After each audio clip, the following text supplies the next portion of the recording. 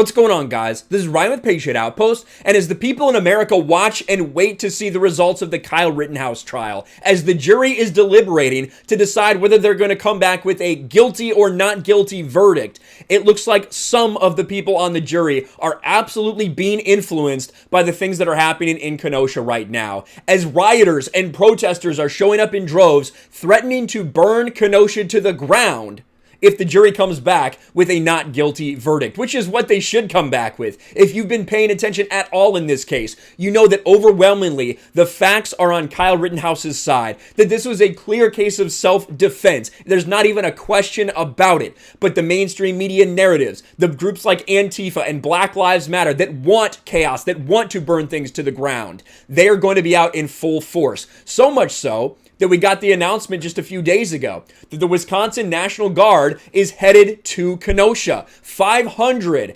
National Guard troops activated ahead of Kyle Rittenhouse's verdict. Man, if only that had been done back when Kenosha was burning over a year ago, August 25th. Maybe if you had done that night, people wouldn't have had to defend businesses. People like Kyle Rittenhouse wouldn't have had to be out there on the streets if he had done that in the first place. But no, the cowardly governor refused to do that. He's deciding to do it now. Now, why are they deciding to do that now? Why do they make a big announcement? Because people like that, politicians like that, want the jury to be influenced. They want the jury to be worried about not convicting Kyle Rittenhouse. And as Jack Posobiec is saying right here, per a U.S. Marshal in Kenosha, and if you've watched Jack Posobiec, I don't know how or why he gets all these sources. This man has a ton of information, seems to know everything before everyone else. 2 jurors are holding the decision up, outright citing Backlash per a U.S. Marshal in Kenosha. They're worried about the media leaking their names, what will happen to their families, jobs, etc., including doxing threats from anarchist groups. And the fact that they're not sequestered is crazy to me. The fact that they know exactly what's going on outside, that they can see everything in the media, they can see all this, I think it's kind of insane. But when you go, and this is Rebecca Brannon, who has been covering a bunch of this stuff. I hope she stays safe on the streets of Kenosha, to be quite honest with you. I want to show you some encounters from today. Man gets confronted in the street by protesters after yelling Black Lives Matter is a terror organization. Look at the disgusting people who are in this group of BLM supporters. Don't ever disrespect a woman.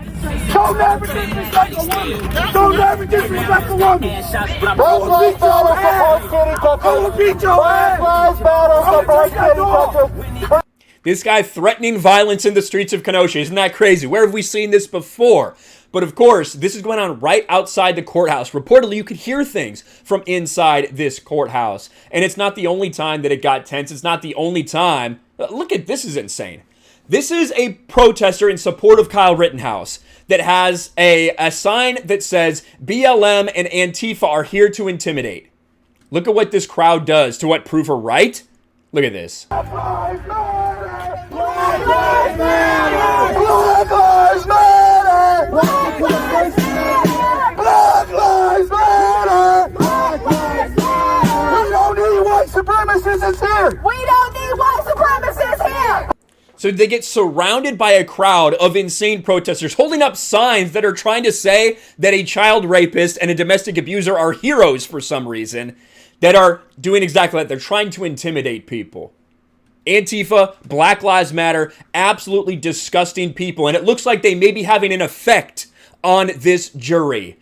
And that's not good news for Kyle Rittenhouse. It's a tough situation to be in if you're a juror. There's no doubt about that. Knowing that your decision may impact a ton of businesses, a ton of people in that city of Kenosha. But you got to do the right thing. And here, the right thing is clearly a not guilty verdict on all charges. We'll see what happens. Maybe we'll get a verdict tomorrow. I'm not quite sure, but hopefully we can soon get a resolution to this and Kyle can be set free as he deserves to be. Let me know what you think about this in the comments below. Smash a like button, subscribe to the channel, ring the bell for notifications, share this video out there, and I'll talk to you later.